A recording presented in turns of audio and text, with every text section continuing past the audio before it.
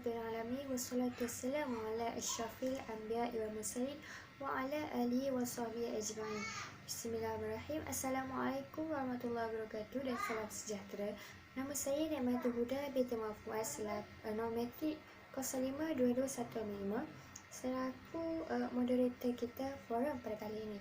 Alhamdulillah, dengan limpah kurnianya dapat kita bersama-sama dalam majlis ilmu kita pada kali ini yang akan kami kongsikan dalam bentuk forum.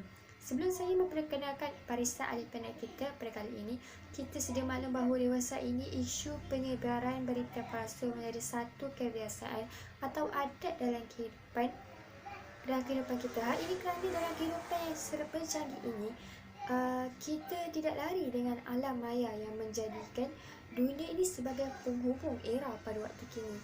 Oleh itu, isu ini akan kita kupaskan dengan lebih terperinci lagi sesuai dengan tajuk pilihan tugasan kami, iaitu penyebaran fitnah dan berita palsu dalam masyarakat kita. Adakah kita dapat menelusuri cara bagi membentengi perkara ini dari tersebut luasa? Apakah impaknya terhadap masyarakat kita? Apakah tanggungjawab kita sebagai seorang Muslim bagi menangani perkara ini? Sebelum kita mengupas perkara ini dengan lebih mendalam lagi, eloklah sekiranya kita berkenalan dengan barisan ahli panel kita.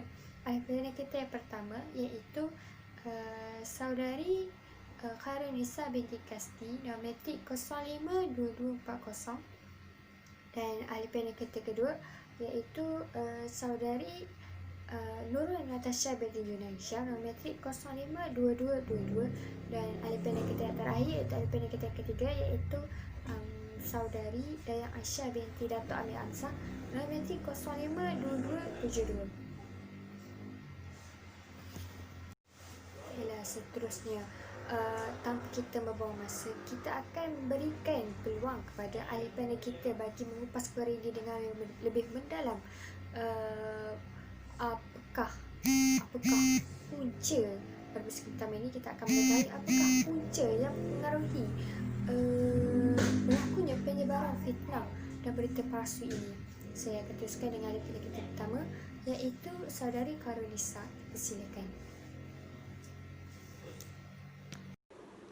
Bismillahirrahmanirrahim. Assalamualaikum warahmatullahi wabarakatuh.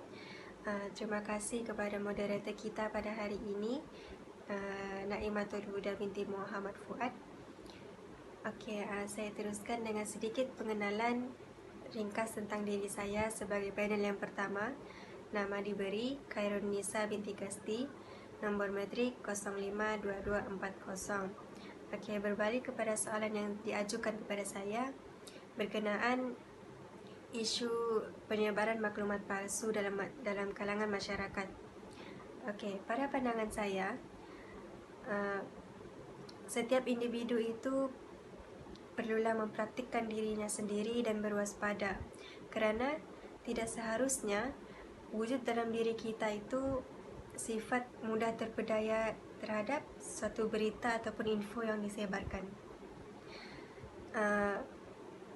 Hal ini demikian kerana jika seseorang itu terlalu mudah mempercayai apa sahaja yang dibaca ataupun yang disampaikan kepadanya, maka akan wujudlah perasaan ingin menyebarkan maklumat tersebut kepada golongan yang terdekat dengannya. Sebagai contoh, ahli keluarga, saudara mara ataupun kawan-kawan. Perkara ini kebiasaannya akan berlaku jika seseorang itu malas ataupun kurang ilmu pengetahuan dalam dirinya.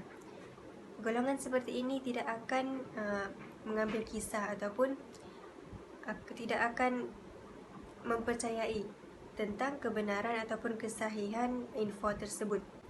Kesannya, individu tersebut akan menghadapi keresahan dan kebimbangan terhadap kepercayaannya dengan maklumat palsu tersebut, dan tanpa disedari ia berkongsi kebimbangan tersebut terhadap perkara yang tidak pasti dengan orang lain. Kerana kebiasaannya maklumat palsu ini hanyalah untuk menghadirkan perasaan panik ataupun risau dalam diri seseorang. Hal ini boleh mengakibatkan kesejahteraan dan keharmonian yang wujud dalam kalangan masyarakat kini akan terjejas disebabkan oleh penyebaran maklumat palsu tersebut. Disebabkan oleh itu, bermulalah dengan diri kita sendiri. Semua pihak wajarlah celik media sosial dengan mengambil berat tentang kebenaran dan kesahihan maklumat terlebih dahulu dari laman web yang benar dan boleh dipercayai sebelum menyebarkannya ke dalam kelompok masyarakat demi melahirkan suasana yang aman dan harmoni tanpa mewujudkan perselisihan faham dan juga kerisauan dalam golongan masyarakat kini. Sekian itu sahaja isi saya. Sekian, terima kasih. Baiklah, terima kasih diucapkan kepada ahli panel kita pertama tentang perkongsiannya tentang punca, iaitu bagaimana sikap kita yang mudah terpedaya, mudah menerima segala perkara berita yang melalui media masa pada waktu kini. Tanpa bermasa, kita akan memberikan peluang kepada ahli panel kita yang kedua, iaitu saudari Nurul Natasha bagi mengemukakan punca yang kedua, iaitu melalui kemudahan internet yang semakin maju. Seterusnya dipersilakan. Assalamualaikum warahmatullahi wabarakatuh. Pertama sekali saya ingin mengucapkan syukur kehadrat Ilahi kerana dengan limpah dan kurnianya dapat lagi kita sama-sama bernafas di muka bumi ini. Okay, seterusnya saya ingin mengucapkan ribuan terima kasih kepada moderator kita pada hari ini, iaitu saudari Nakmatul Huda serta ahli panel yang lain. Jadi berkenaan dengan tajuk perbincangan kita pada hari ini, iaitu penyebaran fitnah ataupun maklumat palsu. Okey, jadi pada pendapat saya, antara punca yang menjadikan sesuatu penyebaran fitnah itu berlaku adalah disebabkan oleh kemudahan internet pada masa kini. Okey, kemudahan internet pada masa sekarang juga adalah punca yang menyebabkan suatu penyebaran fitnah itu ataupun maklumat palsu berlaku. Contohnya penyebaran sesuatu berita yang berlaku daripada Twitter, iaitu apabila seorang individu yang memposting tweet secara kelompok ataupun menerusi secara umum. Okey, penyebaran ini berlaku dengan pantas apabila ramai masyarakat yang menggunakan aplikasi ini sebagai sumber untuk mereka mendapatkan info semasa contohnya berkaitan dengan sukan, untuk berhubung dengan rakan online ataupun secara hiburan. Okey, oleh itu banyaklah fitnah yang akan disebarkan tanpa ada usul periksa sama ada perkara tersebut tepat ataupun salah jika seorang individu itu tidak bertanggungjawab terhadap info yang mereka dapat. Okey, fitnah yang tidak sahih ini akan disebarkan serta-merta, akan menjadikan permasalahan sejagat. Contohnya, apabila sesetengah pihak yang tidak bertanggungjawab membuat sesuatu fitnah terhadap seorang individu lain melalui internet, yang macam saya cakap tadi, dan terdapat beberapa individu yang berkongsi posting tersebut di aplikasi media sosial lain seperti WhatsApp, Instagram, Telegram, WeChat dan sebagainya. Maka di situ akan terjadilah fitnah secara berterusan. Okey, antara contoh fitnah yang saya nak ambil sebagai contoh, ada baru-baru ini telah berlaku fitnah di Twitter, iaitu apabila seorang pelakon Malaysia kita yang bernama Nilofa, yang lebih dikenali Dia adalah pengacara, pelakon, gitulah. Bila dia ni telah difitnah oleh segelintir rakyat ataupun masyarakat Malaysia yang tidak bertanggungjawab, bahawa dia telah diguna-guna oleh tunangnya yang bergelar Puris. Okey, kat pernyataan ini pernyataan yang disebarkan oleh netizen ataupun rakyat Malaysia itu adalah tidak benar sama sekali. Apabila Niloufar sendiri yang telah membuka mulut di IGTV Live, akaunnya di Instagram. Maka dalam live tersebut, Niloufar telah menafikan semua tuduhan yang dilontarkan padanya dan juga tunangnya serta memohon maaf agar rakyat Malaysia ni mendoakan perkara-perkara yang baik saja untuk mereka berdua. Okey, itulah antara contoh fitnah yang berlaku baru-baru ini. Itu saja. Baiklah, terima kasih diucapkan kepada saudari panel kita yang kedua atas perkongsiannya tentang bagaimana kemudahan internet ini memberi pengaruh terhadap masyarakat kita. Baiklah, seterusnya saya akan berikan kepada ahli panel kita yang ketiga tentang faktor atau punca yang menjadi berlakunya penyebaran berita ini apabila tiadanya penguatkuasaan undang-undang secara berkesan dalam negara kita. Beliau akan melepaskan dengan secara mendalam. Dengan segala hormatnya, dipersilakan. Terima kasih kepada moderator kita atas soalan yang diberi. Pada pendapat saya, bagi menjawab persoalan punca berita palsu tersebar ialah yang pertama, disebabkan tiadanya undang-undang. Selama ini berita palsu mudah disebar kerana penyebarnya tidak mengalami sebarang kerugian dalam menyebarkan berita palsu ataupun penyebaran fitnah yang berlaku. Dan jika silap pun, jika berita palsu yang disebarkan itu salah, tidak ada hukuman dikenakan terhadap penyebar fitnah tersebut, penyebar berita palsu tersebut. Isu ini menyebabkan pihak kerajaan menubuhkan Akta Anti Berita Tidak Benar 2018 yang bagi membantu menyekat penyebaran berita palsu dengan mengenakan hukuman yang setimpal terhadap mereka yang bersalah. Oleh itu, dengan cara ini, pihak kerajaan dapat membendung masalah-masalah penyebaran fitnah palsu ataupun berita palsu di dalam negara ini kerana tidak ada lagi yang akan berani menyebarkan berita palsu sesuka hati. Sekian, terima kasih.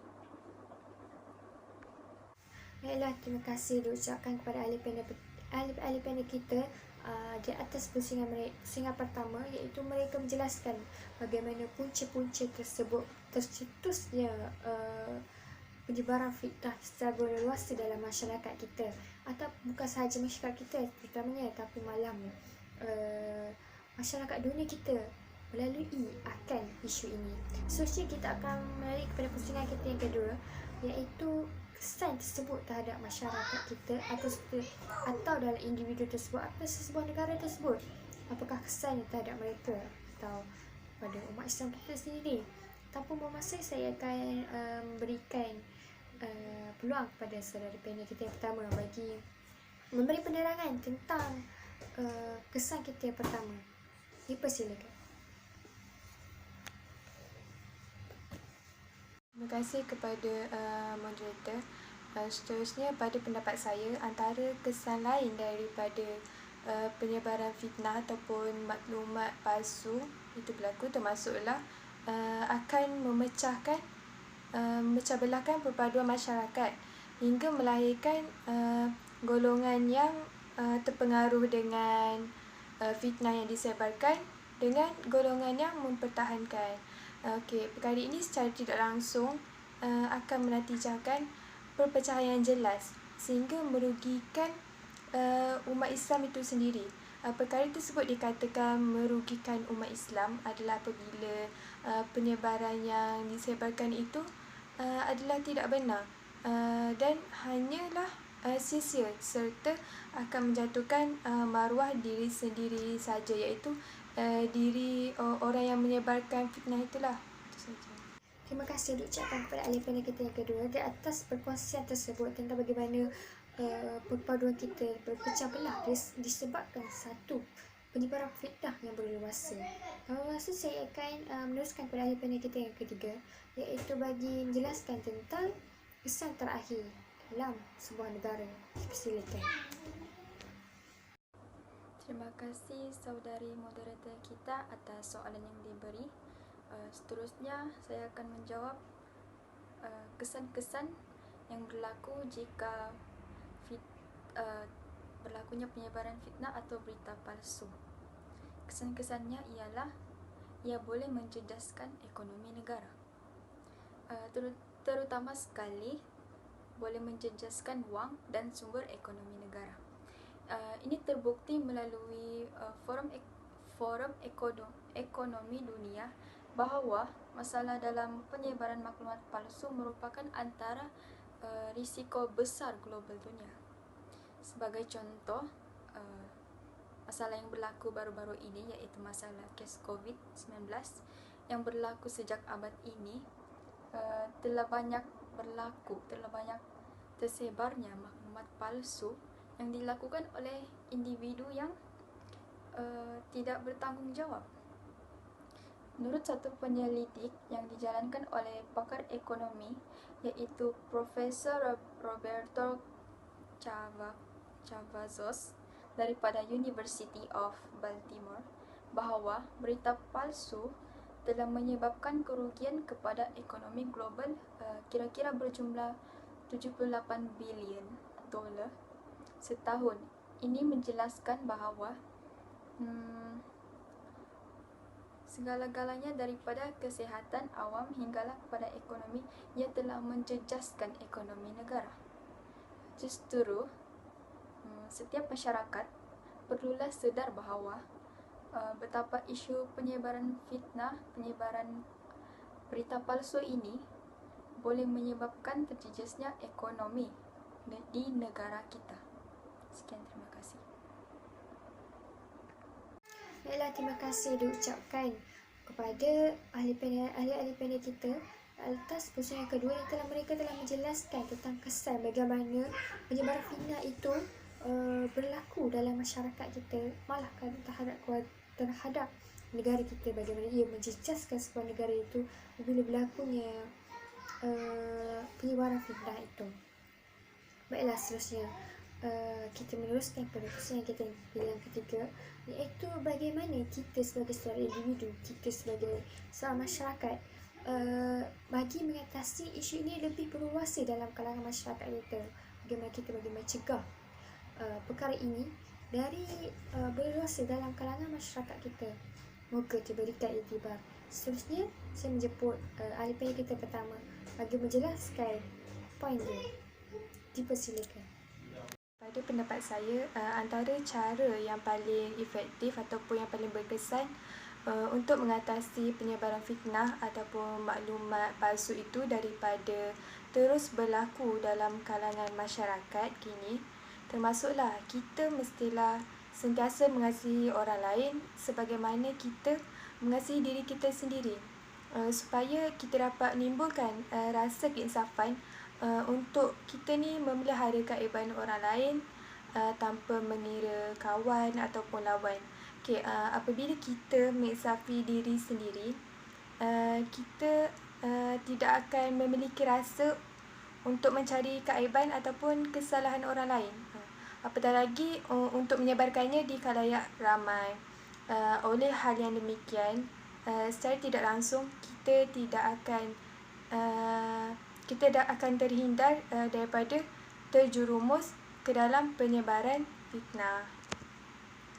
Baiklah, terima kasih ke atas ahli panel kita kedua atas puas yang diberikan. Seterusnya saya akan meneruskan kepada ahli panel kita yang terakhir, iaitu bagaimana kita untuk mengawal dari menyebarkan sesuatu itu dalam diri kita. Persilakan. Terima kasih saudari moderator kita atas soalan yang diberi. Seterusnya, cara mengatasi penyebaran fitnah ataupun berita palsu ini ialah perkara ini haruslah bermula dari diri kita sendiri, iaitu kita perlulah mengawal diri dalam menyebarkan ataupun mengatakan sesuatu yang boleh menimbulkan salah faham antara dua pihak, antara setiap masyarakat. Jika kita tidak pasti ataupun dalam keadaan ragu-ragu sama ada berita ini benar ataupun tidak, maka janganlah kita kongsi berita tersebut sesuka hati sebelum kita mendapat kesaksian yang benar daripada berita yang betul. Ini kerana sebaik sahaja kita berkongsi maklumat, dan jika kita cuba menarik balik apa penyataan yang berita tersebut, menyebabkan kita terpaksa menanggung risiko, implikasi dan padanya. Disebabkan kita tidak dapat menarik balik apa yang orang lain sudah tahu. Akhir kata, budaya Melayu sendiri kaya dengan peribahasa yang menyentuh tentang perlunya sikap berhati-hati semasa bercakap ataupun berkongsi percakapan dengan orang lain. Ini kerana percakapan sembarangan boleh membawa akibat yang buruk. Justru tercetusnya ungkapan peribahasa, cakap siang pandang-pandang, cakap malam dengar-dengar. Bagi mengakhiri ucapan saya ini, saya ingin memberi sedikit kata-kata hikmah buat pendengar kita, yaitu dalam surah Al-Hujurat ayat 6, yang bermaksud antaranya anjuran Al-Quran yang menegaskan pada umat Islam bahawa jika ada seseorang yang berniat jahat datang kepada mereka dengan kebijaksanaan manipulasi membawa berita, janganlah mudah kita menerimanya kecuali berita itu diselidik terlebih dahulu tentang kebenarannya. Sekian, terima kasih. Baiklah, saya ucapkan ribuan terima kasih kepada ahli-ahli panel kita di atas penerangan mereka tentang cara kita sebagai seorang Muslim, sebagai individu dalam sebuah masyarakat, bagi mencegah perkara ini daripada luasa, terutama dari diri kita dan terhadap orang lain dan terhadap orang yang kita sayangi. Berdasarkan setiap perkara, setiap poin-poin yang telah diterangkan di sini, daripada punca, kesan, daripada cara mengatasinya, dapat kita iktibar bahawa ini adalah pengaruh kita sebagai seorang individu bagi menangani perkara ini daripada terus berluasa. Sekian sahaja daripada kami dan saya selaku moderator kita pada forum ini. Sekian, wabillahi taufiq wal hidayah. Wassalamualaikum warahmatullahi wabarakatuh.